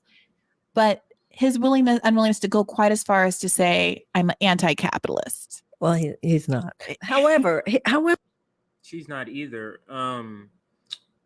I can't keep listening to a lot of her. Again, it's a lot of just mythical sort of talking about, you know, we just need to do these things. There's not really any concrete policy sort of things that she is talking about. She's definitely not talking about getting rid of institutional problems. These are just really just issues that doesn't affect enough people. I guess, I mean, if y'all want to vote for her, I guess do you, but we will not be voting for her here. We will not be supporting the candidacy of Marianne Williamson. Running as a Democrat is the problem. Running as a Democrat is the problem. I was just talking about that. I don't know if I should be there because I could be a lightning rod, because some of the harshest critique has come from me. So just like with the did we do that for? I don't think we did that for any. I was in that interview. Yeah, I just can't with this. This feels like, and you heard her made a reference how they went to dinner early, and later in the video, you'll hear them. You can tell that they are friends. So this is really friends of Marianne Williamson propping her up through their media contacts or media shows. Because if it wasn't for Brianna Joy Gray rising, I'm not sure, like, her even announcing would even make that big of news. It's because she has a connection to Brianna Joy Gray, and you can bet she's going to lean on that, as you saw today when she went on Rising. However, I think the point. I guess, man, this is what y'all want to do again. It's baffling to me, but I think it's good and bad. It's good in the sense that I think it sharpens the understanding of what sort of relationship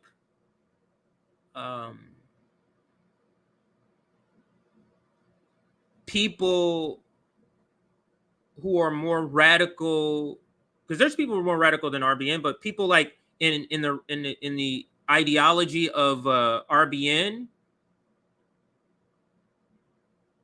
it's sharpening the understanding that the PMC class is not somebody that we're teaming up with as like a coalition. We're teaming up with them simply to get specific things done. Like what she listed here, Medicare for all, student loan debt, $15. We'll team up on that.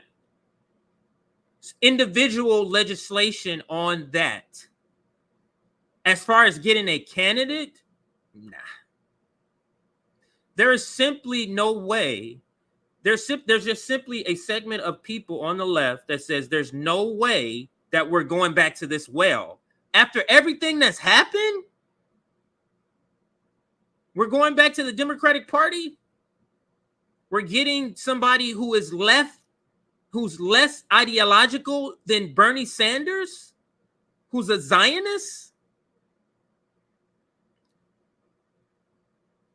You see what the professional managerial class is willing to do? But then when it gets to talking about the right, oh, policy, our policy's better. Is it?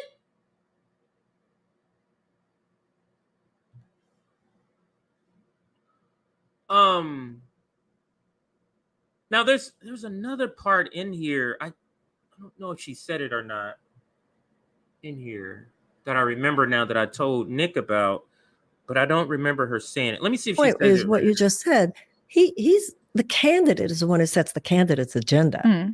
So I think some people being so upset by what Andrew thinks one way or the other matters only insofar as Andrew chooses to run again as a candidate. In terms of the founder of the party, if you look at what his basic principles are, ranked choice voting and so forth, from what I've gathered from him, he's going to have Republicans there who are going to be saying what they want. He's going to have lefties there who say what they want. That's kind of his dream, that it would be home for a lot of different views. So I don't think, to me, when I think of what the Forward Party stands for and Andrew's politics, I don't see them as necessarily the same thing. Yeah, it's interesting. But you'll have to take that up with him. Well, yeah, it's interesting to me that a lot of folks would say, a left candidate should run on a Democratic Party ticket, on the Democratic Party platform, having all of these criticisms of the Democratic Party, but wouldn't see that as a possibility running on the Forward Party ticket. There's a little bit of a... But if anything has been made clear over the last 8 to 12 years, platforms mean nothing. Yeah. They're just part of the conversation during a campaign season.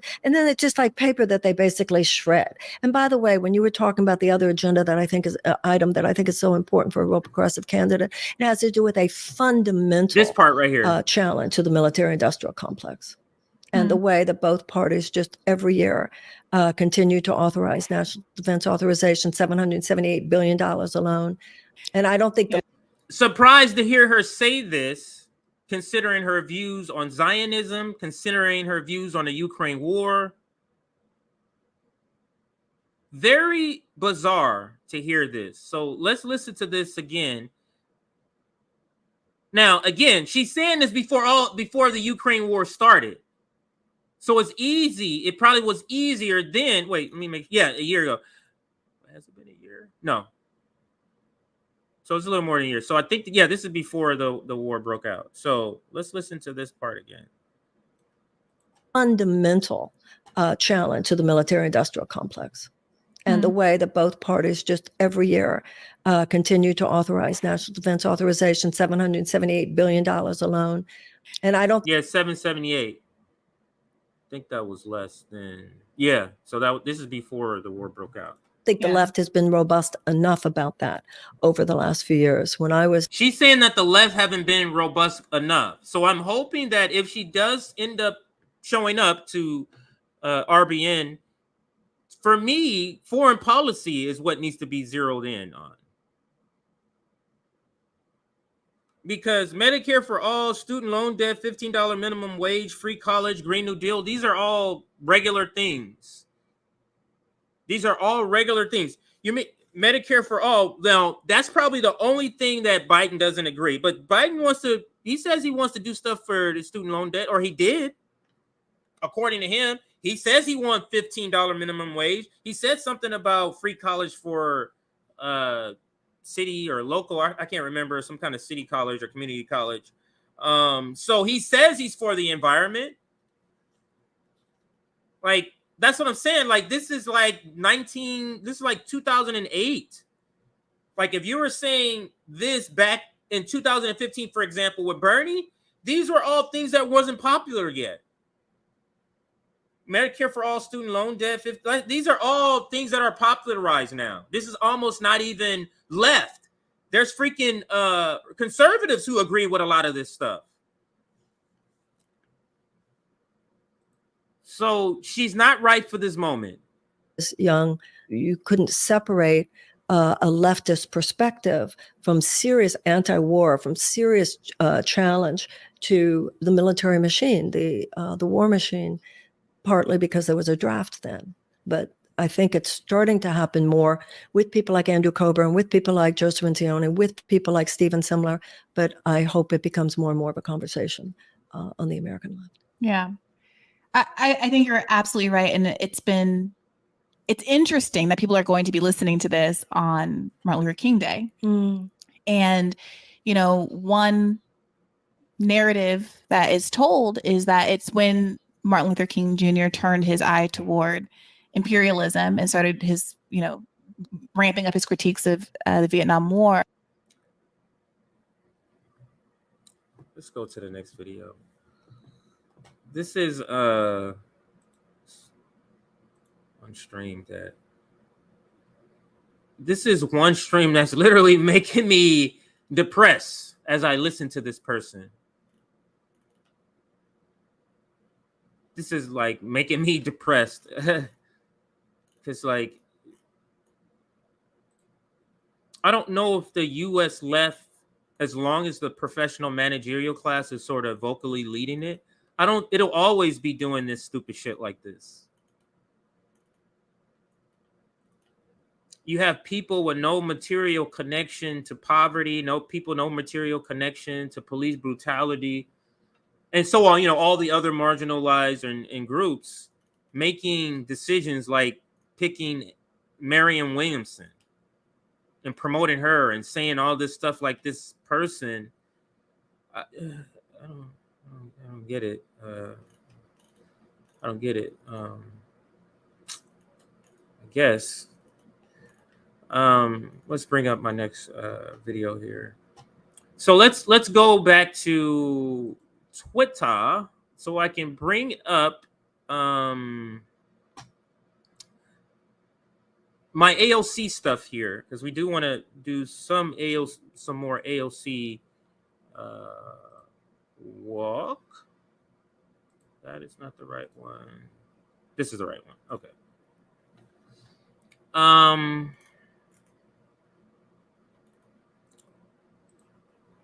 Let's watch this video. Very short. Shout out to my fellow radicals in the United States who believe crazy. Bro, we do not claim you. Like, you betrayed the railroad workers. You abstained from condemning Israel and betrayed Palestinians. You faked crying in Prada in front of detainment facilities. You went to one of the most bourgeois events in history, wearing a high-value dress saying "Eat the Rich."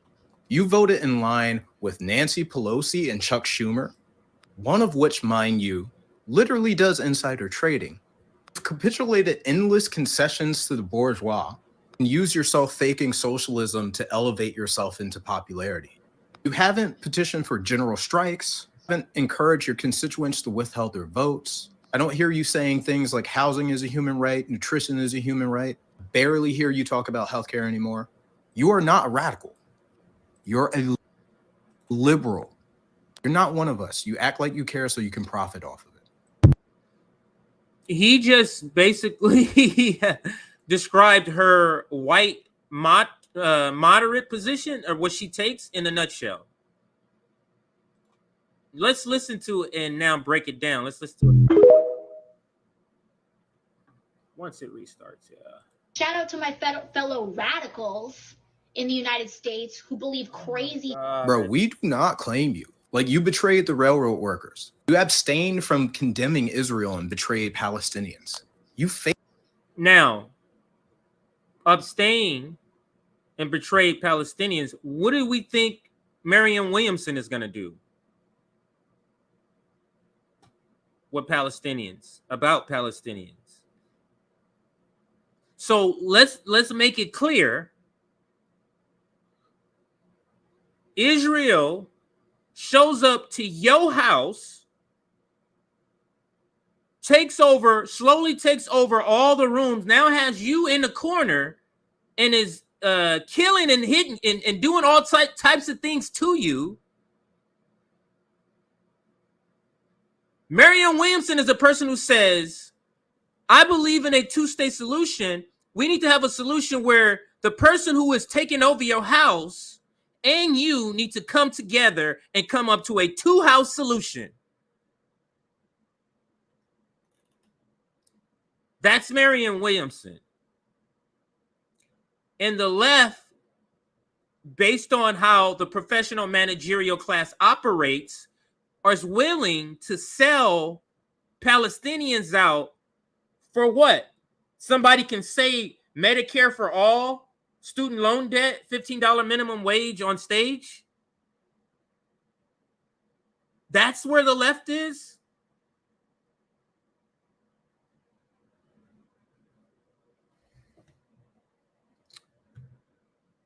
let's continue listening to him and breaking this down. Faked crying in Prada in front of detainment facilities. You went to one of the most bourgeois events in history, wearing a high-value dress saying "Eat the Rich." You voted in line with Nancy Pelosi and Chuck Schumer. Now, AOC is doing all these things while at the same time saying it's not time to force a vote. It's not time to challenge Nancy Pelosi. The thing about the progressive, aka the white moderate, they claim they have the same wants that you have, but I have a different strategy. But it comes a time where your strategy to get those wants need to come into question, especially if you keep using the same strategy to get the thing you say we both want, but your strategy keeps failing, going through the Democratic Party. Now, I'm going to be bringing up some Shama videos to kind of break this down more eloquently than I can, but let's finish out this video of this TikToker. One of which, mind you, literally does insider trading. You've capitulated endless concessions to the bourgeois and use yourself faking socialism to elevate yourself into popularity. You haven't petitioned for general strikes, haven't encouraged your constituents to withhold their votes. I don't hear you saying things like, haven't encouraged your 12 million, or I don't know if he said 12 million, but your millions of followers for a general strike. She hasn't brought them together for anything. So this goes back to what I was saying. So you're telling me you have the ability to organize millions of people, organize hundreds of thousands of people to get the thing you say you want that we both agree on, and you're not doing that? How is that not the white moderate? How are progressives not the white moderate?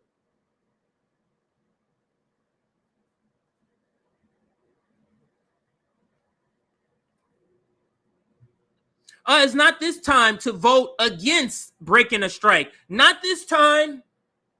We have to do that next time. housing is a human right, nutrition is a human right. Barely hear you talk about healthcare anymore. You are not a radical. You're a liberal. You're not one of us. You act like you care so you can profit off of it. You act like you care so you can profit off of it, and you still have these people who still believe in this concept of a AOC. I just can't believe this hasn't been, that sort of narrative has not just been completely blown asunder just in the last 2 years, and it's specifically in the last maybe 9 months with all of the things that have gone wrong with the squad. Now let's go to a couple of, oops, not that one. Let's go to a couple of tweets. Is this showing? Yeah. Let's go to a couple of tweets first, and then I'll bring it back to this here. I think I was here. Okay. Let's go to this one here. Now, before I watch,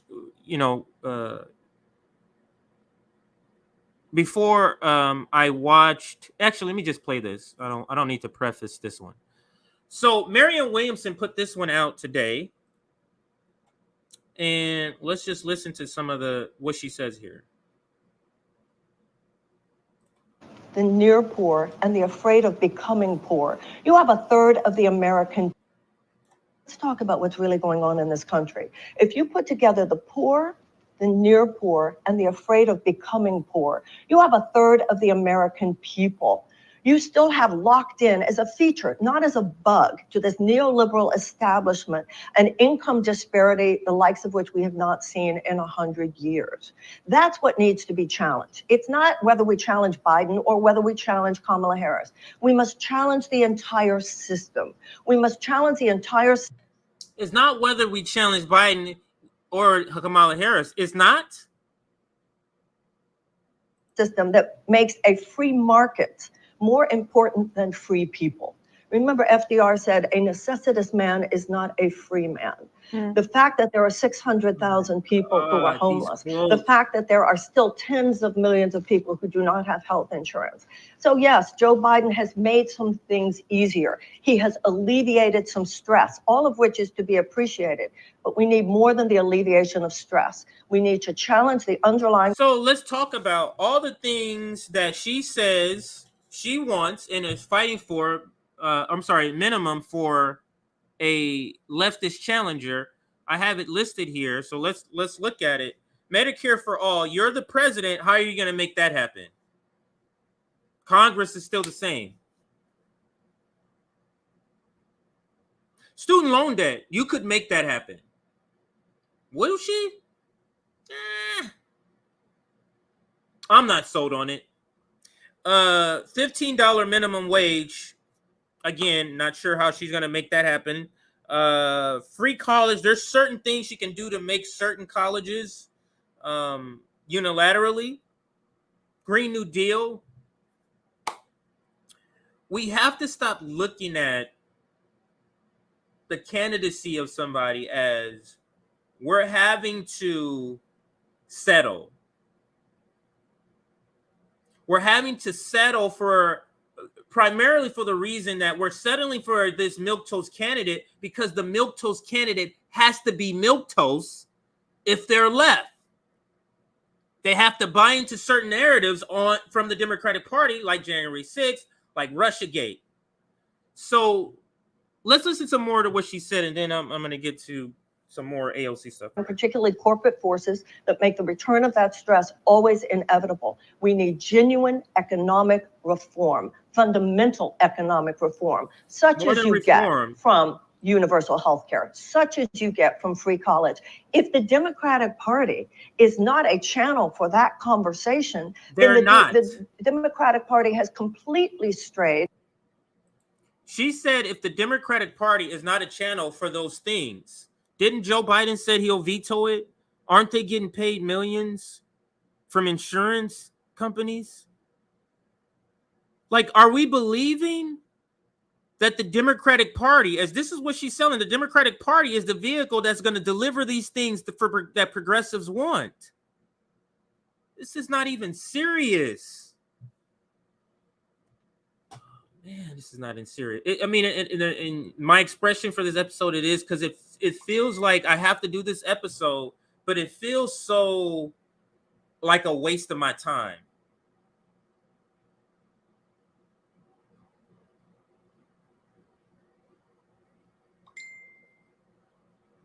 Okay, so my wife's just telling me something. So it's just a waste of time, like I said. Anyway, let's let her finish this. From its traditional roots of genuine advocacy for the working people, for the average person in America. And I don't care what someone I respect as a person, Pramila Jayapal, but what are these people doing going along with the very system that I thought they were in Washington to disrupt? Let's talk about what is she going to disrupt that Pramila Jayapal is not disrupting? Like, literally, what is she going to disrupt? This is such a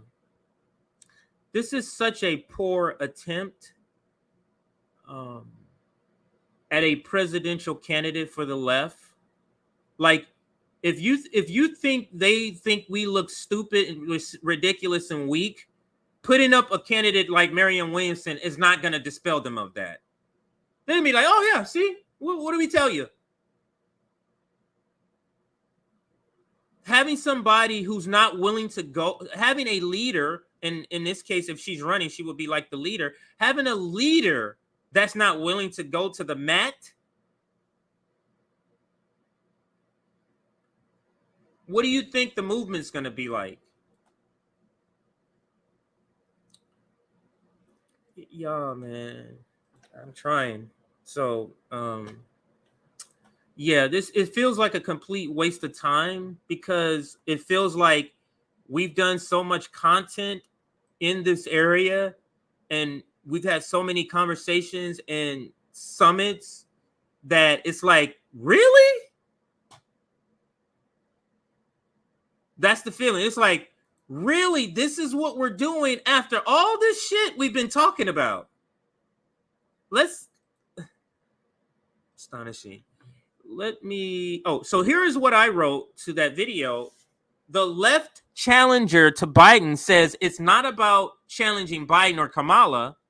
Notice the clip she proudly puts out is one giving Biden credit because she does say something like that in the video.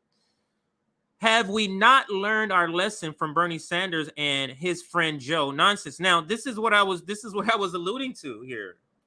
Like, I still can't believe that we're still kind of talking about this route, because it feels like we should be past it. If we're not past it, we should be past it. So here are just a couple of things to remind us now. The white moderate. We all remember the fake handcuff situation of AOC. Now,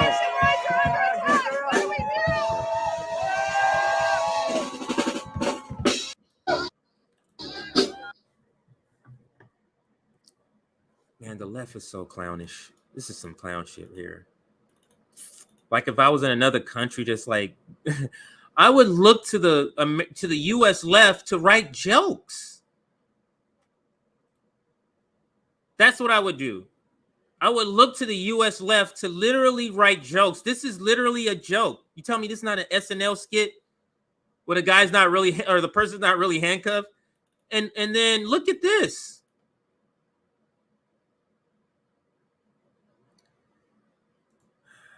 This is so unserious.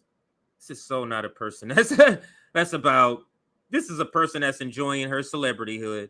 It's so not a person that's here for us. Let me read what it's saying here. So, thinking about going green, but the cost of switching to solar, new appliances. Oops, how come I can't see that?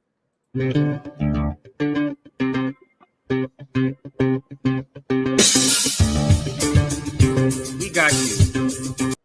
Last year, we fought Congress to give you cash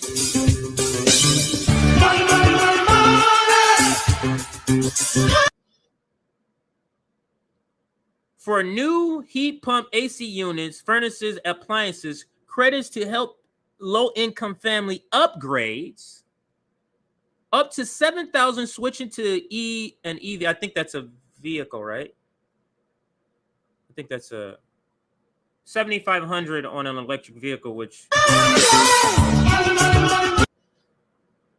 want to find what tax credits you can give for going green.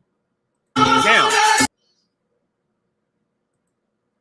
if you were Martin Luther King, and in that context, he was talking about, I didn't rewind it all the way back, while we're going to end back with the Martin Luther King, round it out with Martin Luther King here. Should I wait to say that part?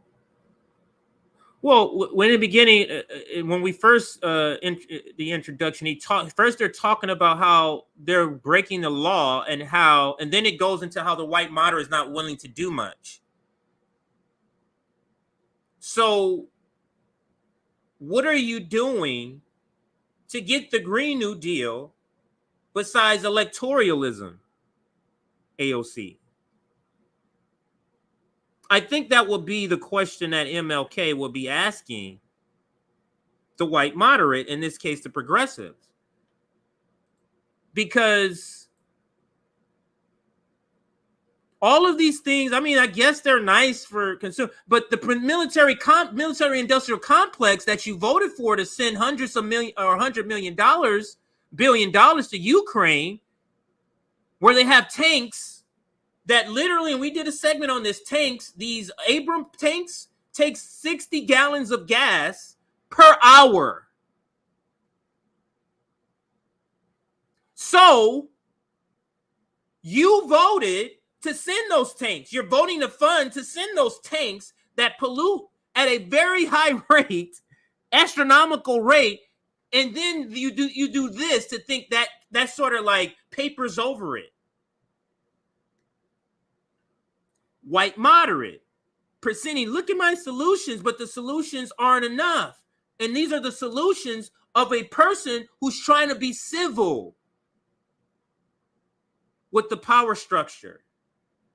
You see, you vote for tanks that guzzle 60 gallons of gasoline per hour, and then you pass legislation for this, and then you think you're doing something. I guess so. Let's continue to the next video so I can get up out of here. I gotta get going here. Just a few moments here. More from AOC here. What is this one?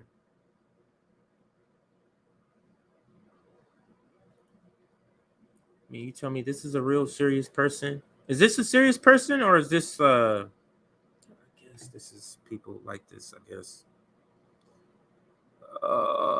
The US left is in the place they should be, because based off of their own behavior.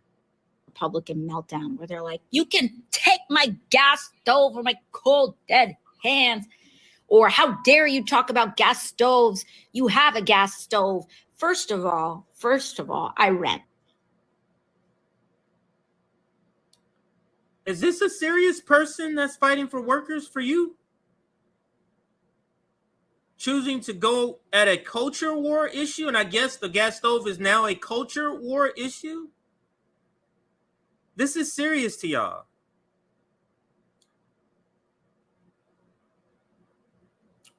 The squad, I gotta save that for a different one.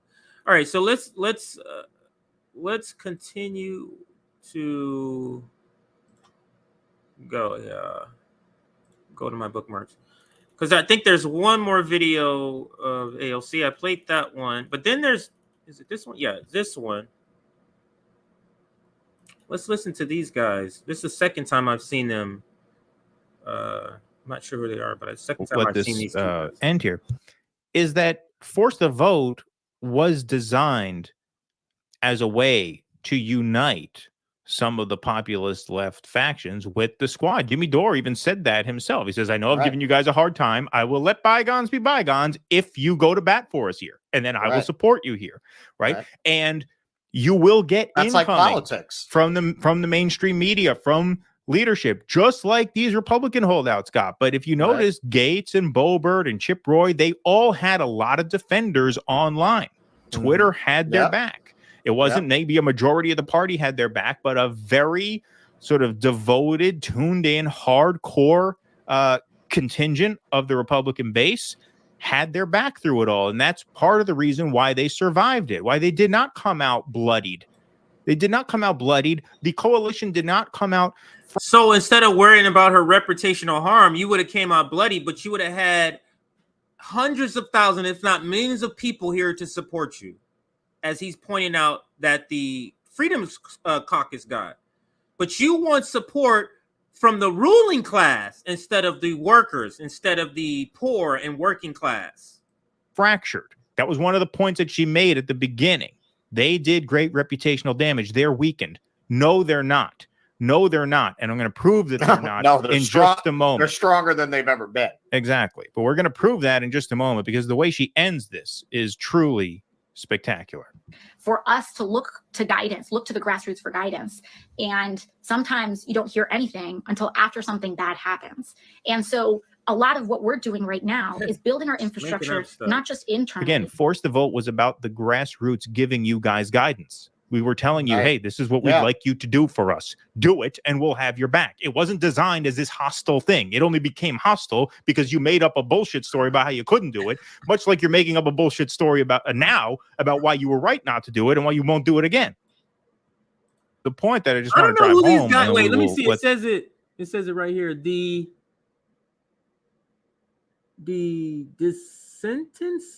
sentence. I think that's what I can't clearly make that out, but that particular video wasn't bad. All right, so let's end here how we started. Martin Luther King video speaking, and a little more I want to say about it. So let's play it a little. Tea Party represented a massive act of civil disobedience. We should never forget that everything Adolf Hitler did in Germany was legal, and everything the Hungarian freedom fighters did in Hungary was illegal. It was illegal to aid and comfort a Jew, and Hitler's Germany. Even so, I am sure that had I lived in Germany at the time, I would have aided and comforted my Jewish brothers.